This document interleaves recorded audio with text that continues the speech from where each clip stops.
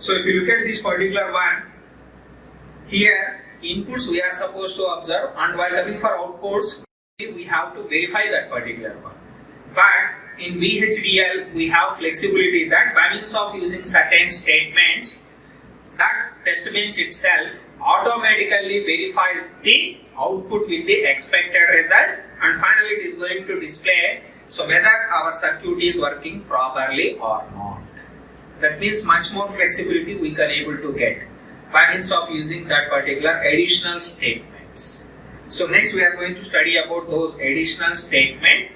By means of that, how easily we can able to get the output result without looking at the simulator waveforms. Okay. For that, so first we will look at the first statement, which is assert statement.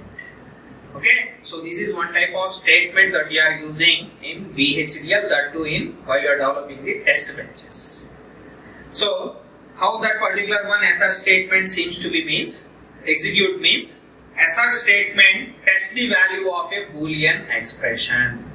Okay. So initially that assert statement is going to test the value of Boolean expression. So because of its verifying the Boolean expression output either true or false. Okay. Suppose if that particular Boolean expression so output is false, then obviously that particular assert statement is going to print the designated string and also prints the severity level on the simulator console. That is nothing but on simulator window. So it is going to display. Okay. So whatever the designated string that we wrote over there, so that string will be appeared. It will display that particular string, and also it is going to mention the severity level. So based upon that particular error, whatever wrong, so it observed in that particular program based on the severity level, okay, it is also represents that particular level on that particular simulator window. And also this particular assert statement also going to display, so what is the entity name, okay, what is the, that is entity name nothing but that module name, and also the current simulated time. All these will be displayed by means of using that particular assert statement. Okay. Then after that, anyway we have predefined severity levels, 4 predefined severity levels. So those 4 are, okay, first one is note. Okay, then ascending order only here we mentioned as per the severity. First one is note, second one is warning, third one is error, and fourth one is failure. So these are all the predefined severity levels that we have in VHDL. So based upon the severity, you can able to display any one, either note, warning, error, and failure. These 4 that we have. Okay, so that is how this particular assert statement is going to execute. Okay, that means assert statement first it is going to test the value of a Boolean expression. If it is true, then okay. So it is not going to perform all this. If it is false, that Boolean expression, then it is going to print or displays the designated string. Whatever string we mentioned in that particular one, that will be displayed on the screen. On the screen in the sense, in the simulator window. And also it also mentioned the severity level. Okay. And 2 more points what it is going to describe is name of that particular entity and also current simulated time. So all these going to display by means of considering that particular assert statement. And predefined severity levels what we have is note, warning, error, and failure. Okay. And one more statement also we are going to use, which is the report statement. So another type is a report statement. This report statement seems to be same as assert statement, except it does not verify any Boolean expression. Other than that, it also prints the whatever string we mentioned, it will print that particular one, and also it going to mention the severity level. So these 2 operations it is going to perform by default, but it is not going to verify any Boolean expression. So that is the only difference compared with assert and report. Okay. so here we mentioned the syntax for those two, assert statement and report statement. So while coming for assert statement, this is how the syntax seems to be. So it starts with a keyword assert, then boolean expression, okay, then after that report, string expression, then severity expression, okay. So that is nothing but, so first it starts with assert, then it is going to verify this particular boolean expression. Suppose if we got a value of true, then it is not going to report all this. Suppose if we got that particular boolean expression as false, then it is going to report a string. Whatever string we typed over here, that it is going to display. So on a simulator window, and also it is going to mention the severity level. So here we mentioned that particular severity expression based upon the whatever we have predefined. Note, okay, warning, error and failure. So anyone it can able to consider, and that severity also it is going to describe in that particular simulator console or window. Okay. So this is how it seems to be assert statement. Then while coming for next, so report statement. So this is the syntax for that. It starts with a keyword report, then string expression, severity and severity expression. So other than this particular one, remaining all are seems to be same as for that particular one, report statement. So the main difference between these two is report statement is not going to verify the boolean expression. That means by default it is going to display this particular string, and also it displays this particular severity level without verifying any condition. Okay.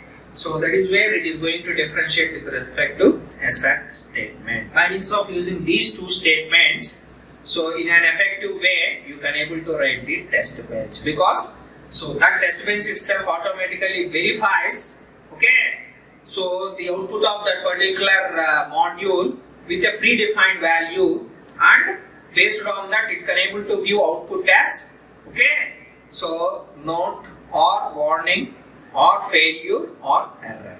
So all this it is going to indicate. So for that reason, so once again we will look at that particular test bench, where here this particular same test bench whatever we consider, once again I considered, so but in much more detailed way by means of using additional features such as assert and report. So once again we developed this same program. So by means of this, so manually we, okay, there is no need to verify that particular output waveform, simulator waveforms. That program itself is going to display, so whether that particular functionality is working properly or not. So if you look at once again this particular one, entity part is same. There is no difference in that.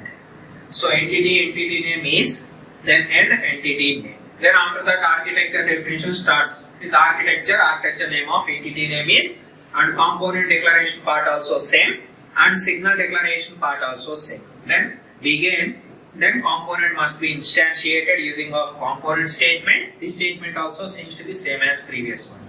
And process begin. So from here onwards it is going to differentiate with respect to the previous test bench. So in general, reports we are using, so at the initial time and final time to indicate. So here we are going to start the test bench, and with this test bench is so completed. So like that, to report that particular strings, we are going to consider report at the input as well as at the end of that particular one. So initially we consider report. So the string whatever we mentioned within the double quotes, it is going to display on that particular, okay, simulator window. Here we mentioned beginning test bench for the inhibit. So that is the information that we are providing. And severity level is just this one is a note. Okay. So because of that severity level they mentioned it as note. Then after that, so whatever inputs we are supposed to apply we considered. Initially we considered for those two inputs xt and yt we assigned a value of 0. Then wait for 10 nanoseconds. Then after that assert statement we are supposed to consider. In general, if you applied these two are 0, 0, then zt, what is the value we are supposed to get? So because of this is what the functionality for the inhibit gate. So xt, yt and zt. So here I applied both are 0, 0. 0, 0 means then obviously output becomes 0 we are supposed to get. That's what here we verified in assert statement. assert Boolean expression. In that particular Boolean expression, what is the expected output that we are supposed to verify with that particular signal. So ZT equals to 0 we need to get in this particular case. So within that particular Boolean expression we mentioned ZT equals to 0. If this is true, then it is not going to report so this string as well as this particular severity level. But if this particular Boolean expression becomes false, then obviously it is going to display this particular string. Okay, that is, it is going to report this particular failed 2 hyphens after that 0 0 because so it mentioned for which case, for which input combination that particular functionality fails. That's what we are going to mention in that particular string. So that will be displayed, okay, on that particular simulator window. So that's what in that particular report we mentioned this string. Okay, string expression, whatever in the particular syntax we mentioned, failed 0 0. Then next one is severity also we are supposed to mention. So if it fails that further particular input combination means, then obviously we can able to say there is an error in that particular circuit. For that reason we mentioned severity level is error. So in the same way for remaining combinations as well. If I consider the second one, xt0 yt1, then wait for 10 nanoseconds, then assert.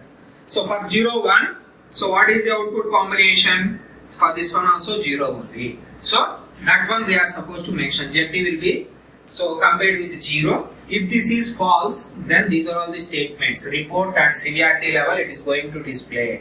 So failed 0 1 and it is an error. Next coming to the third one. So 1 0. For this particular one we are going to get a value of 1.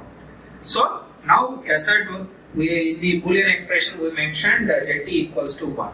If it fails, then in this particular case also we are supposed to mention failed 1 0 input combination and the severity level is error. In the same way last combination as well. If it is 1 1, then obviously output becomes 0. So with this we are going to verify. If it fails, then obviously this string must be displayed failed 1 1 and severity level also is going to display in simulator window with an error. Okay.